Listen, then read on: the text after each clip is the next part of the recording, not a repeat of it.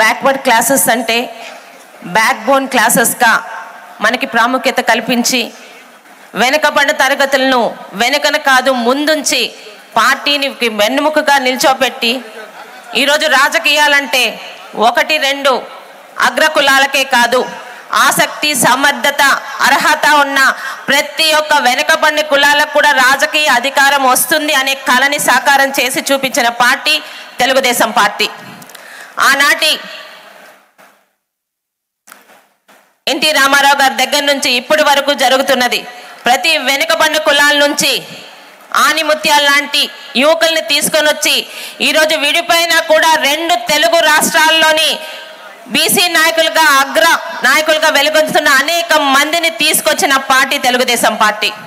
ఒక స్వర్గీయ ఎర్రం నాయుడు గారు కానీ, ఈరోజు మన దగ్గర ఉన్న యనమల రామకృష్ణుడు గారు కానీ, చింతకాయల అయ్యన్న పాత్రుడు గారు కానీ, ఒక శివాజీ గారు కానీ, ఒక కేఈ ప్రభాకర్ గారు కానీ, ఒక దేవేంద్ర గౌడ్ గారు కానీ మన వెనుకబడిన తరగతుల నుంచి ఈరోజు అగ్ర నాయకులుగా వెలుగొందారంటే దాని చలవ ఈరోజు తెలుగుదేశం పార్టీ మాత్రమే.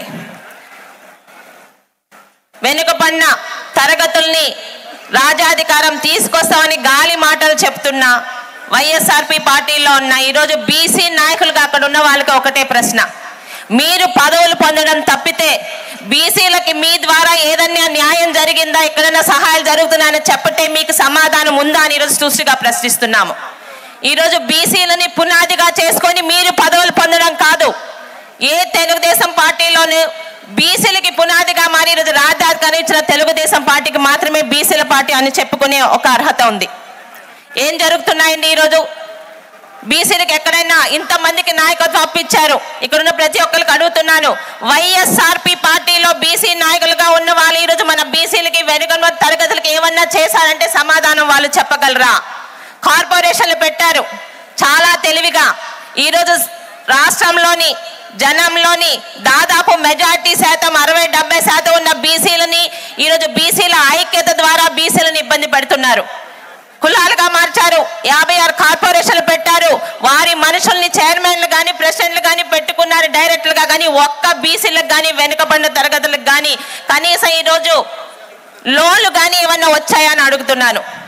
ఏవండి ఆ బీసీ స్టడీ సర్కిళ్ళు, ఏవి విదేశీ విద్యలు ఎక్కడ ఉన్నాయి? ఈరోజు ఆదరణ పథకం నా తండ్రి శివాజీ గారి హాయంలో మొదలైంది.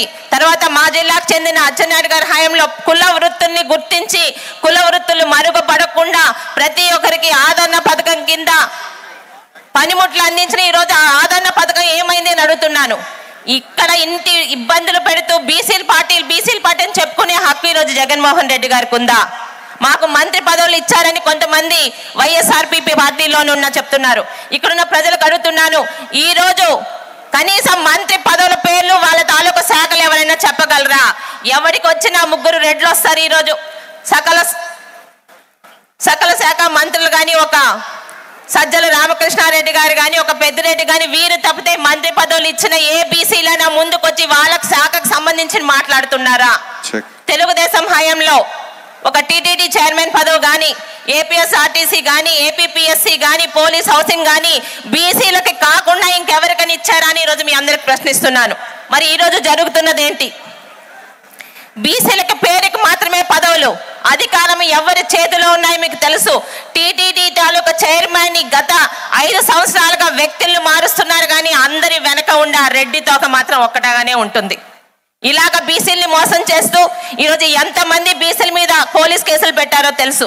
ఒక అచ్చెన్నాయుడు గారితో మొదలుకొని సోదరులు కొల్లు రవీంద్ర గారు కానీ ఎంతో మంది బీసీలని ఈరోజు అన్యాయంగా ఎటువంటి ఆధారాలు లేకుండా కక్ష గట్టి, ఎందుకంటే ఈరోజు తెలుగుదేశం పార్టీకి అండగా నిలుస్తున్నది బీసీలేని కక్ష గట్టున్నారు. ఈరోజు ఎక్కడైనా ఇంత మాట్లాడుతున్నారు. 2 తెలుగు రాష్ట్రాల్లో ఒక బీసీ నాయకుడిగా మీ అందరి చేత ఈరోజు గౌరవం పొందిన వ్యక్తి మా తాతగారైన సర్దార్ గౌతులచ్చన్న గారు.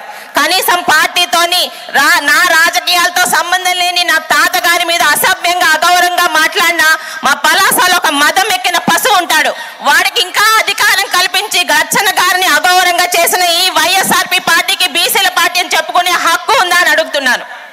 పదవులు కాదు, ఈరోజు మన పెద్దల గురించి కానీ, మన పెద్దల జోలుకు కానీ, మన పార్టీలో ఎవరికి అన్యాయం జరిగినా మన కులాల్లోని ఈరోజు కనీసం ప్రశ్నించలేని చవక పనికి మాలిన నాయకులు ఈరోజు వైఎస్ఆర్ పార్టీలో ఉన్నారు. ఒక గౌడ్ సోదరుని అమర్నాథ్ రెడ్డిని కాల్చి చంపిన, ఇంతమందిని ఇబ్బంది పెట్టిన నందన్ సుబ్బయ్యని తలనరికి చంపిన ప్రశ్నించలేకుండా ఏదో ఒకటో రెండో వెళ్ళి నష్టపరిహారం ఇచ్చే వీలా మన నాయకులను ప్రశ్నిస్తున్నాను. 5 సంవత్సరాలు అయిపోతుంది. బీసీల పేరు జపం చెప్పడం తప్పితే ఆచరణలో అమలు కానీ ఎక్కడ కానీ బీసీలకి అధికారం కానీ బీసీలకి గౌరవం కానీ బీసీలకి పదవులు కానీ ఇచ్చిన మానాన్ని పోలేదు జగన్మోహన్ రెడ్డి. ప్రతి ఒక్కరికి తెలుసు. కానీ ఇక్కడ బాధ ఎక్కడ అనిపిస్తుందంటే అదే పార్టీలో ఉన్న బీసీ నాయకులు కనీసం ప్రశ్నించలేని చేత కానీ వాళ్ళ నిలిచిపోతున్నారు. ఈరోజు మన సోదరులు ఇబ్బంది పెడుతుంటే, మన కుల పెద్దల్ని అవమానిస్తుంటే ప్రశ్నించలేని వాళ్ళు వీళ్ళు. ఇక్కడున్న ప్రతి ఒక్కరికి, ప్రతి ఒక్క బీసీ పెద్దలకి అందరికీ ఒకటే కోరుకుంటున్నాను, మనల్ని పునాదిగా చేసుకొని అధికారంలోకి వచ్చే నాయకులు కాదు మనకు కావాల్సింది. మనకి పునాదిగా మారి మనకి అధికారంలో తీసుకొచ్చే తెలుగుదేశం పార్టీ రావాలని కోరుకుంటూ ప్రతి ఒక్కరూ 100 మందికి ఈరోజు బీసీల కులం అని వైఎస్ఆర్పీ పార్టీ చెప్పినా ఖండించడానికి మనకి లక్షల ఉదాహరణలు ఉన్నాయి.